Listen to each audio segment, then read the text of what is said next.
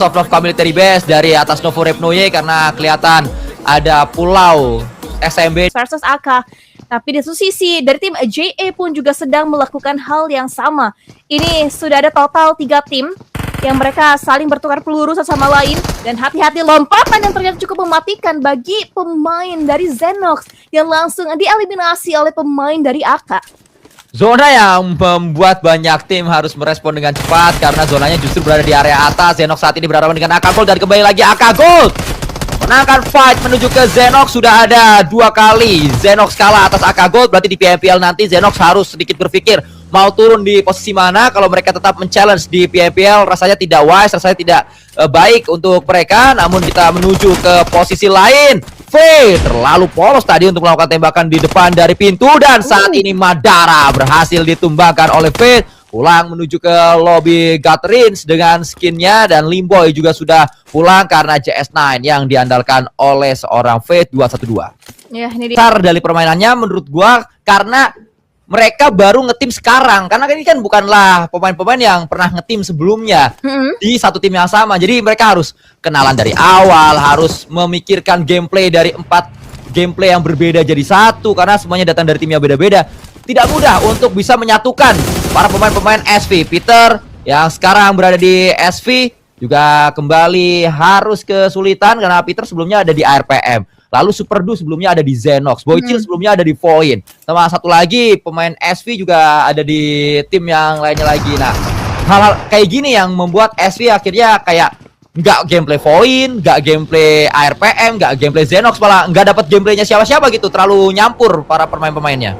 Kan banyak masalah dihadapi oleh tim yang masuk dari selatan. RRQ sedikit bersinggungan dengan Dewa United, sudah berada di tengah, sama-sama ingin tempat tersebut kayaknya para pemain RRQ, karena kalau ngambil tempatnya Dewa United ini bisa ngelihat ke posisi dari Gergopol Container. Itulah kenapa tempatnya Dewa United diinginkan juga oleh RRQ. Mereka ingin punya kontrol atas siapa-siapa saja yang keluar dari kontainer. Makanya ini tempat yang mahal, ini tempat yang harus dimenangkan. RRQ akan all in menuju ke tempat Dewa United. Mereka ingin retake tempat yang mahal ini. Yami berhadapan dengan Akral. Yami dengan S12-nya menghadapi Akral di area luar. Masuk oleh Akral dan saat ini satu pemain low sekali posisinya sedang dikejar oleh Akral, digocek-gocek. Sementara Yami mengcook sebuah granat tapi tumbang juga Nerpeko. Berhasil mendapatkan satu lagi knockdown menuju ke Dewa United, tapi pemain-pemain Dewa United yang lain sudah datang. Lele Boy berada di sana sedang mengcook granat dan tidak bisa membalaskan satu pemain yaitu Yami menuju ke Genfos menjadi harapan terakhir. Genfos last man standing melemparkan granat. RRQ yang niatnya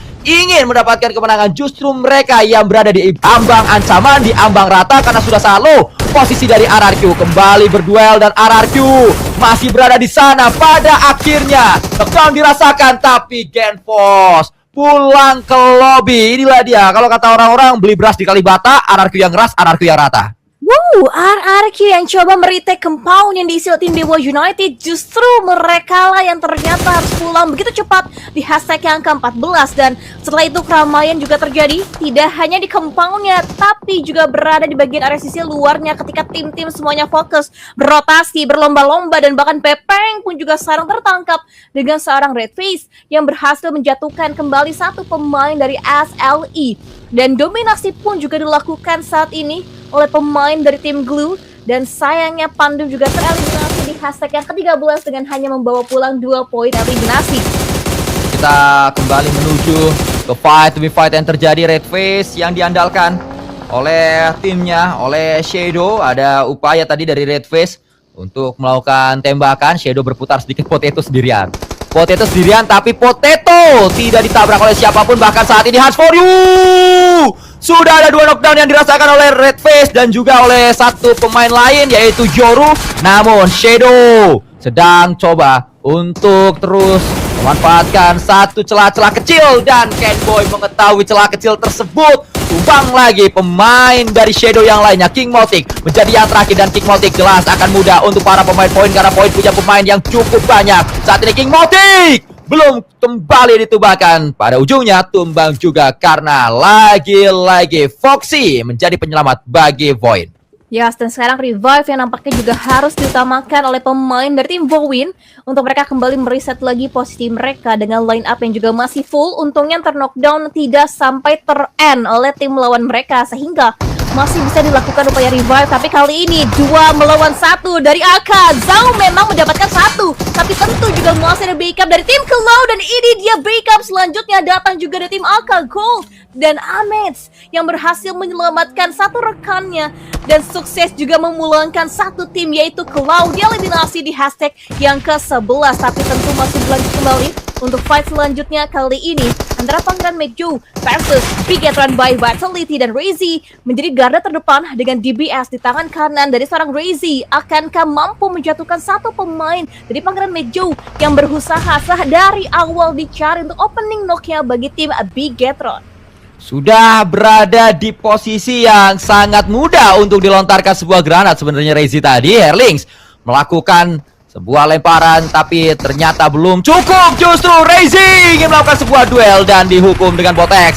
JS9 lagi-lagi menjadi primadona close combat, namun berganti Federales. Dikasih paham oleh Mekjo tanpa Satar. Mekjo tetap bisa party, tetap bisa bermain dengan baik, dan Satar datang. Mekjo dalam ancaman bahaya. Satar yang punya Mekjo, yang mengantarkan Mekjo ke PMGOCA, sekarang sudah berada di hadapan dari pemain Mekjo yang terakhir. Menggunakan hovercraft, dilempar sebuah granat. Sangat baik apa yang sudah dibaca oleh Satar. Namun Satar nampaknya tidak sadar bahwa Linux berada di atas hovercraft tersebut. Masuk ke area dalam hovercraft tersebut, sedang melakukan healing. Healing berhasil dilakukan oleh Linux dan bergerak. Hovercraftnya sudah pasti sadar. Satar akan tersadar dan terkaget bahwa ternyata hovercraft tersebut ada orang di dalamnya.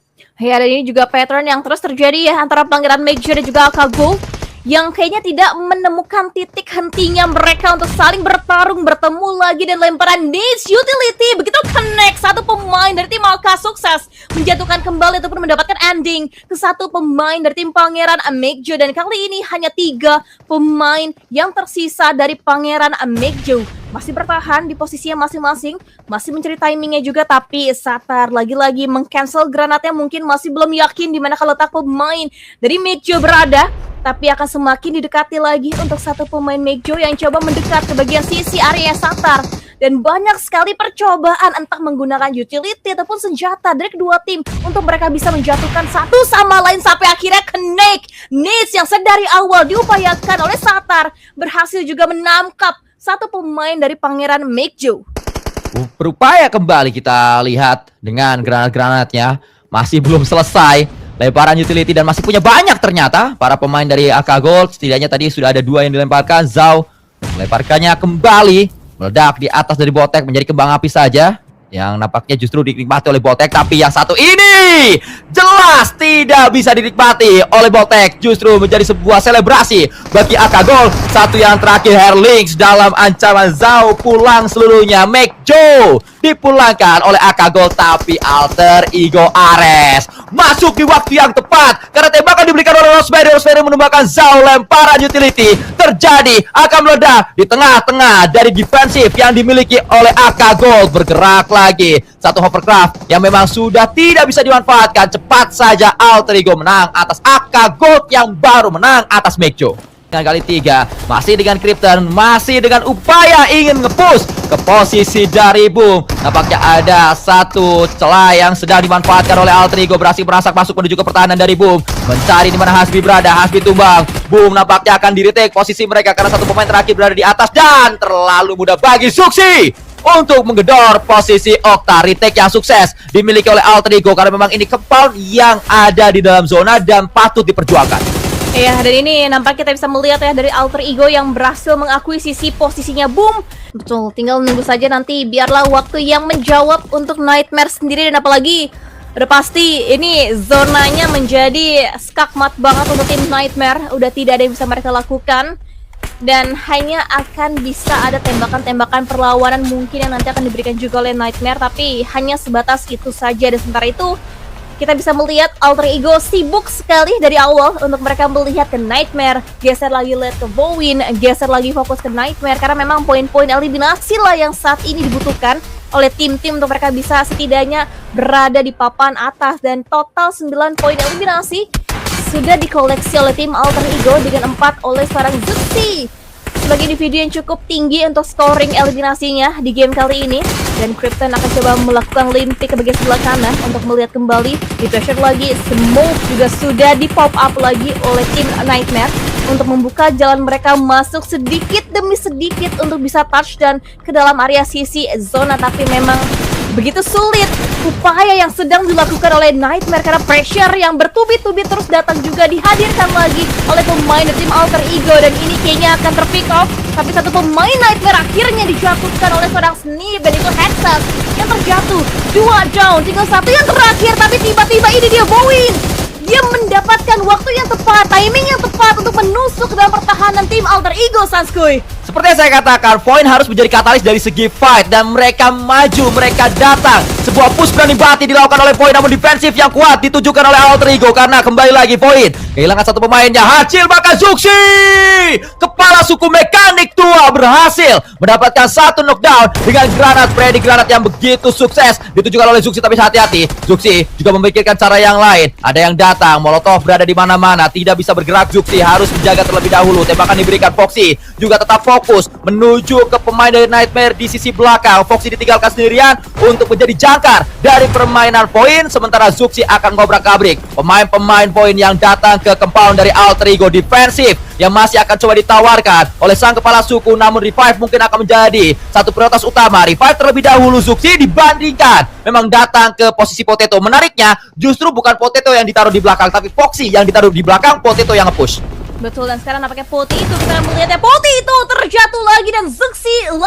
lagi Zuxi yang berhasil kembali bisa menyelamatkan posisi dari pemain tim Alter Ego. Dan dengan jatuhnya Poti itu, dengan informasi yang mereka miliki, mereka bisa melakukan reset kembali dengan kembali membangkitkan satu pemain tim Alter Ego yang terjatuh.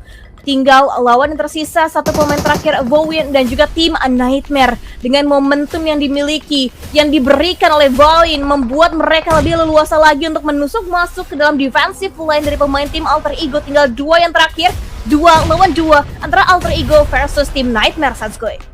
Menuju ke posisi dari Hexas yang melempar granat. Krypton, Rosemary ditangkap, Zuxi knockdown. Krypton yang terakhir naik ke atas tampaknya, dipilih oleh Krypton, namun Foxy mengganggu dan membuat Nightmare kehilangan satu. Tapi Alter Ego gagal melakukan defensif dan gagal juga mendapatkan winner chicken dinner. Walaupun permainan mereka sebenarnya sudah sangat luar biasa, sudah sangat baik di match kali ini. Ini cerita untuk No Mercy atau Foxy yang ditinggal di belakang. Wow, ini luar biasa ya. Distraction dibuat oleh Vowen karena tim Alter Ego ternyata bisa dimaksimalkan dengan sangat baik oleh tim Nightmare kali ini. Dan kita akan saksikan antara Vowen atau Nightmare yang akan mendapatkan winner chicken dinner di game yang kedua. Saling melihat satu sama lain, saling fokus mereka untuk bisa mendapatkan ending ke masing-masing pemain. Tapi tentu dengan waktu yang mereka miliki akan coba mereka maksimalkan kembali.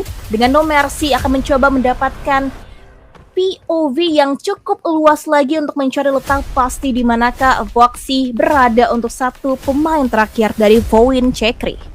Saya mengatakan tadi, Nightmare harusnya memang udah deadlock di posisinya, sudah sangat susah di posisinya, tapi Nightmare pintar, mereka punya pemain-pemain yang cerdas sekali untuk mempop out banyak sekali smoke yang membuat Alter Ego membuang banyak pelurunya ke smoke tersebut, disapu kiri kanan tapi gak ada yang connect. Dan di waktu yang tepat Void masuk juga, terdistraksilah Alter Ego, dan itu juga yang membuat Nightmare bisa punya satu celah menuju ke posisi dalam. Dan akhirnya bukanlah Alter Ego yang berada di last fight, justru Void dan juga Nightmare. Jadi kayak kucing-kucingan, Nightmare mancing, Void masuk, Void mancing, Nightmare masuk. Alter Ego yang bonyok dari kanan dan juga kiri tidak selamat di match kali ini. Sebuah fight yang begitu indah dari sisi Battlefield, dari sisi Battleground. Dan kita juga akan menuju ke No Mercy yang masih berupaya dengan smoke-nya, karena masih ada 2 smoke lagi yang dimiliki oleh No Mercy. Tapi tidak hanya smoke, dia juga punya 1 granat yang sedang dilemparkan. Masih ada 4 utility granat